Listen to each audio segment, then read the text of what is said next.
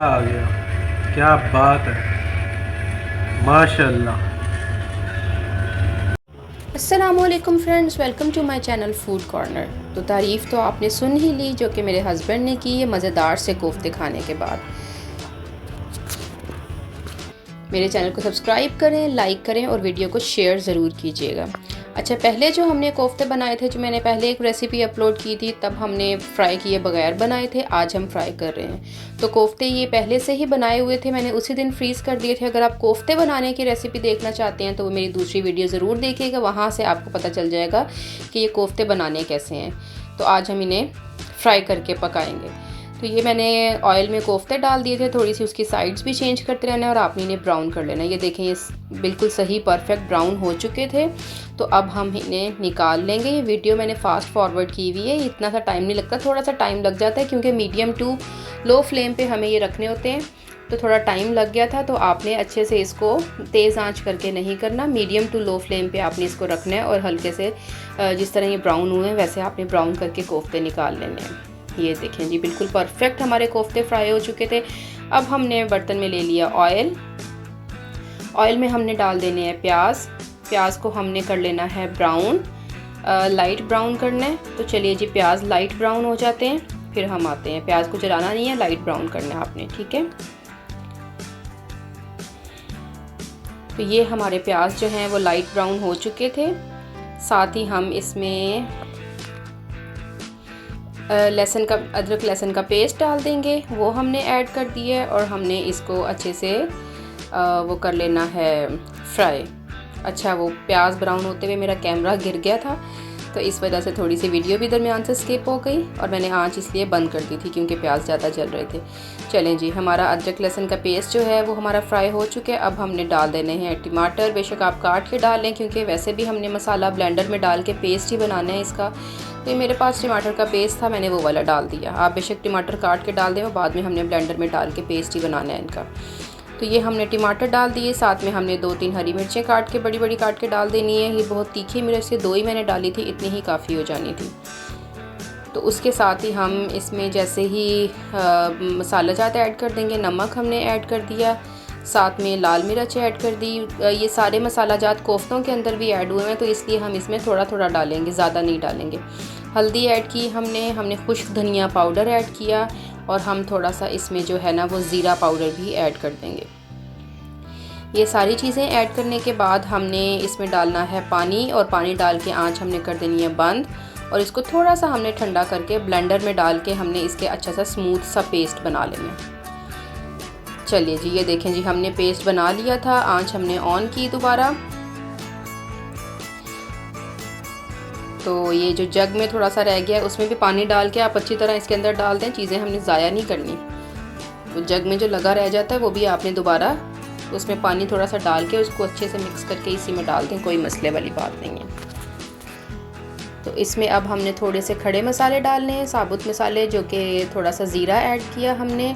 साथ में हम इसमें ऐड करेंगे ये जावित्री का पीस। उसके साथ ही हम इसमें ऐड कर देंगे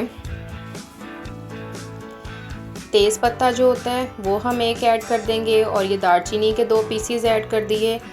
ये सारे मसाले, ये एक तेज़ पत्ता ऐड किया, ये सारे मसाले ऐड करके हम इसको थोड़ा सा भून लेंगे। काली मिर्च भी हमने साबुत ऐड कर दी। भूनने के बाद अब हमने इसमें दही भी ऐड कर देनी है।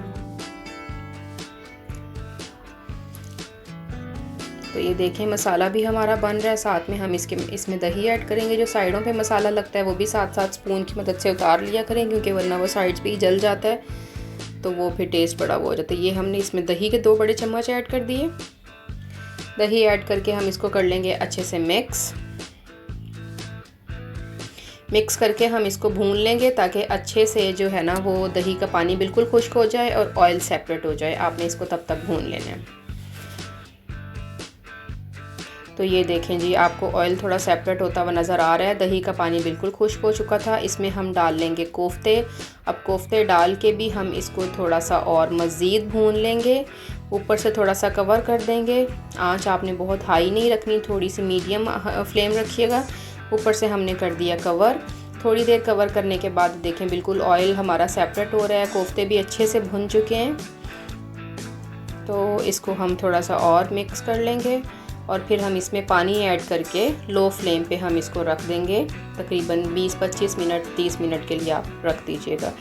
आपने जितनी इसमें ग्रेवी रखनी है उतना इसमें पानी ऐड होगा। आप अगर थिक पसंद करते हैं तो पानी कम डालिएगा, अगर थोड़ा सा पतला शोरबा आप पसंद करते हैं तो पानी थोड़ा सा ज़्यादा डाल लीजिएगा। तो ये हमने थोड़ी देर के लिए इसको कवर करके रख दिया था।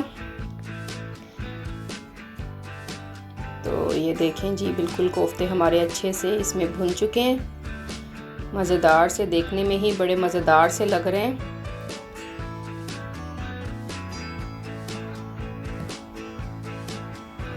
मेरे चैनल को सब्सक्राइब ज़रूर करें और मेरी वीडियो को लाइक किया करें। कमेंट करके कोई कमी बेशी हो, कोई आपको पॉइंट नज़र आ रहा हो, कमेंट करके ज़रूर बताया करें और मेरी वीडियो को शेयर भी करें दूसरे लोगों के साथ। तो ये देखें जी हमारे कोफ्ते अच्छे से भुन चुके थे। इसमें अब हमने ऐड कर देना है पानी। आप मुझे कमेंट करके ज़रूर बताइएगा कि आप मेरी वीडियो कहाँ से देख रहे हैं और आप कोफ्ते फ्राई करके बनाते हैं या बग़ैर फ्राई किए जैसे हमने पहले बनाए थे। अगर आपको बग़ैर फ्राई किए की रेसिपी चाहिए तो मेरे चैनल पे जाके पहले एक रेसिपी अपलोड हुई है कोफ्तों की, वो ज़रूर देखिएगा। उसमें हमने कोफ्ते फ्राई नहीं किए थे, वो भी बहुत मज़े के बनते हैं और ये भी बहुत मज़े के बने थे। दोनों का थोड़ा सा डिफरेंट टेस्ट होता है लेकिन दोनों ही बहुत मज़े के बनते हैं। तो यहाँ हमने इसमें ऐड कर दिया पानी।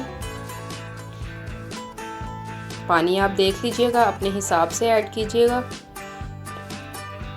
ये हमने इसको तकरीबन पकाना है 25 से 30 मिनट के लिए, इसलिए मैंने थोड़ा सा ज़्यादा पानी ऐड किया था। लो फ्लेम पे आपने इसको पकने के लिए रख देना है। तो अब हमने कवर करके इसको 25 से 30 मिनट के लिए पकने के लिए रख दिया था। साथ में हमने 2 हरी मिर्चें कट लगा के वो भी ऐड कर देनी है। तो ये देखें जी 25 से 30 मिनट हो गए थे इसको पकते हुए। देखें काफ़ी हद तक पानी भी खुश्क हो चुके हैं, कोफ्ते बिल्कुल पक के तैयार हो चुके हैं। बहुत मज़ेदार सी खुशबू आ रही थी इस वक्त। हमने इसमें हरा धनिया डाला और गरम मसाला पाउडर डाला और बस फिर हमने ऊपर कवर करके 2-3 मिनट के लिए दम पे लिए रख दिया और आपके बेहतरीन से मज़ेदार से डिलीशियस से कोफ्ते आपके बन के तैयार हो गए हैं। हम इसको कर लेते हैं डिश आउट। ये देखें जी बाद में हमने 2 एग बॉईल करके वो भी साथ रख लिए थे क्योंकि हमारे घर में पसंद किए जाते हैं कोफ्तों में एग। बहुत मज़ेदार बनते हैं। मेरे हस्बैंड ने बहुत अच्छे रिमार्क्स दिए थे खा के। आप भी ऐसे ही कोफ्ते बनाएं और मज़ेदार से रिमार्क्स लें। अपना ख्याल रखिएगा। अल्लाह हाफ़िज़।